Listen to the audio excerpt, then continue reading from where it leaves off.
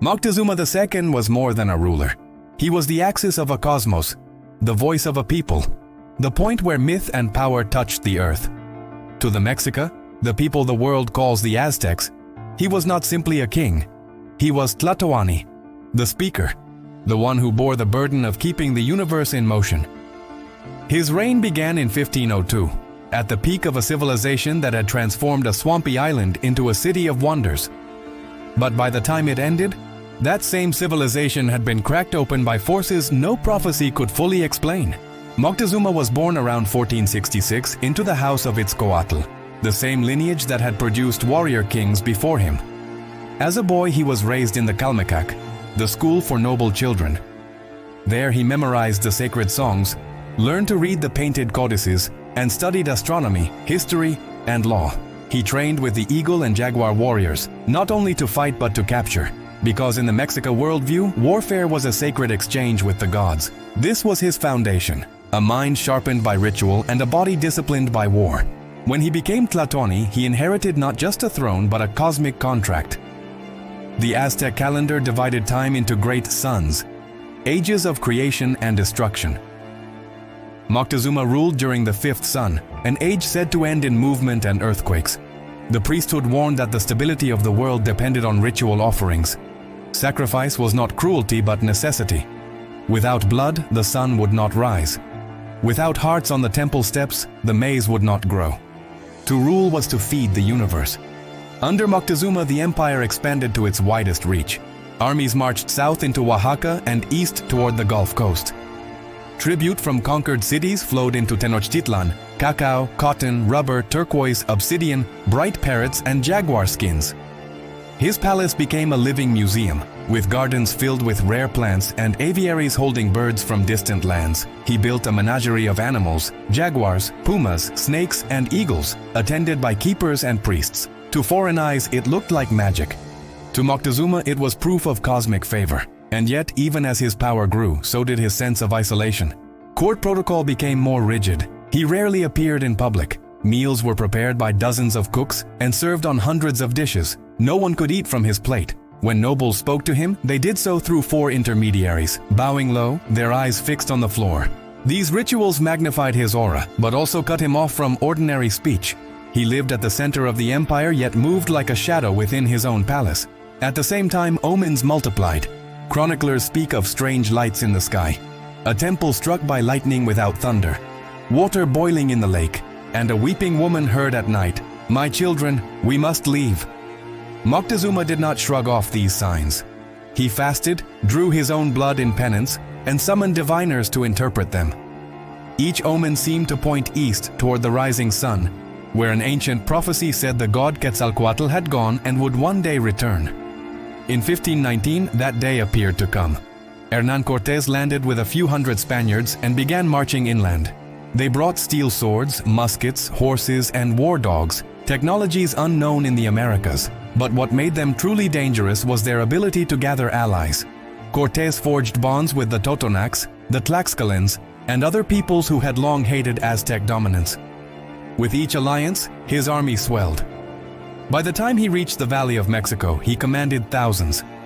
Moctezuma received constant reports of these strangers. He knew their numbers were small, but their weapons strange. He knew his tributaries were turning against him, and he knew the calendar date matched the predicted return of Quetzalcoatl. Caught between earthly and cosmic threats, he chose diplomacy. He sent gifts, gold, silver, and intricate featherwork so fine it shimmered like sunlight on water. He hoped to placate the strangers, to understand them, perhaps even to contain them. But Cortés interpreted the gifts as submission. He pushed onward until, at last, he entered Tenochtitlán itself. Imagine the scene. A city larger than any in Spain, with 200,000 people, temples higher than cathedrals, causeways stretching for miles, and marketplaces bustling with tens of thousands of traders. The Spaniards were stunned. They walked streets cleaner and better organized than those of Seville. Fresh water flowed through aqueducts. Bridges could be raised at will. And at the center of it all, Moctezuma awaited them in his finery of turquoise and quetzal plumes, every movement choreographed like a living ceremony. Why did he welcome them? Was it fear, prophecy, strategy? or a mixture of all three? We may never know. What we do know is that soon after their arrival, Cortés seized Moctezuma and held him hostage. The emperor continued to issue orders under Spanish watch, but his image was shattered. He who once embodied the gods now stood surrounded by foreign soldiers. Then came the massacre at the festival of Tenochtitlan. Spanish troops, fearing rebellion, attacked unarmed dancers and priests mid-ceremony. Blood ran across temple floors. The city erupted. Barricades rose. The Mexica demanded action. Moctezuma tried to speak to his people from the palace balcony, urging calm, but the crowd roared back. Stones and spears flew. Whether struck by his own subjects or murdered by the Spanish, Moctezuma died soon after, an emperor undone in the heart of his own city. His death did not end the struggle. That night the Spaniards fled in chaos, losing hundreds as they tried to cross the causeways, an event remembered as the Noche Triste, the Night of Sorrows. Yet even this victory was temporary. Cortés regrouped, brought reinforcements, and returned with an even larger coalition of indigenous allies. In 1521, after a siege of months, Tenochtitlan fell. The temples were razed, the canals filled. A Spanish city rose from the ruins. Moctezuma's fall was not the end of his story. After his death, the world tried to define him, some through praise, others through blame. Spanish chroniclers depicted him as superstitious and weak, a ruler too frozen by omens to act. Later European writers portrayed him as tragic, almost Shakespearean, a noble king overtaken by fate. But for the descendants of the Mexica, his legacy was never just about conquest. It was about survival. It was about the memory of a world that once stood tall, luminous, and sacred. Moctezuma had many wives, concubines, and children. Several of his daughters married Spanish conquistadors and were baptized into Christianity, some willingly, others under pressure. Through them, the bloodline of Moctezuma was carried into the colonial elite.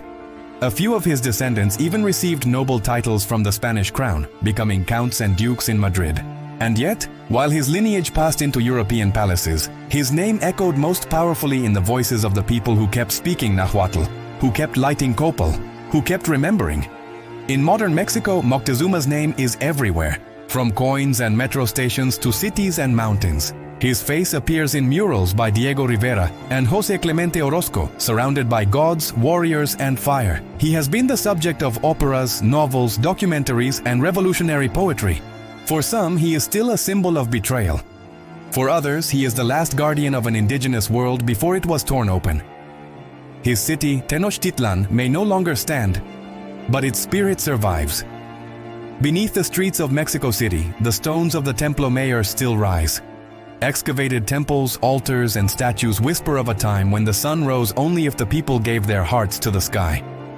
Even today, dancers in feathered headdresses perform rituals in the Zocalo, calling on the old gods in Moctezuma's shadow. His memory lives too in language. Nahuatl phrases remain in modern Spanish. Words like chocolate, tomato, and coyote passed through the Mexica tongue into global use. These are echoes, small reminders that the empire he ruled still hums beneath the surface of the modern world. And perhaps most powerfully, Moctezuma survives in the tension between two truths: that he was both a man and a myth. A man who made decisions with limited tools, shaped by faith and prophecy. A man caught between the earth's rhythms and the clash of foreign steel. But also a myth, an archetype of what happens when civilizations meet at the edge of time. He stands beside figures like King Priam, like Pharaoh Akhenaten, like the last emperors of forgotten worlds, symbols of golden ages undone not just by enemies, but by the very weight of change. In the spiritual sense, Moctezuma's death wasn't final. The Aztecs believed in cycles. Life was not linear but circular. Death was a return, not an end. And perhaps that's how he should be remembered, not as a fallen king, but as an eternal one. A name carried by wind, fire, and story. A soul woven into the stars that once guided his people's calendars. A voice still speaking, even now. So when we say his name, Moctezuma, we don't just remember the fall of an empire. We remember the city on water, the temple bells at dawn, the pulse of drums calling warriors to dance. We remember the empire that lit the valley like a flame. We remember a world that still lives in shadow and song. And we honor the man who ruled it all until the sun set and a new age began.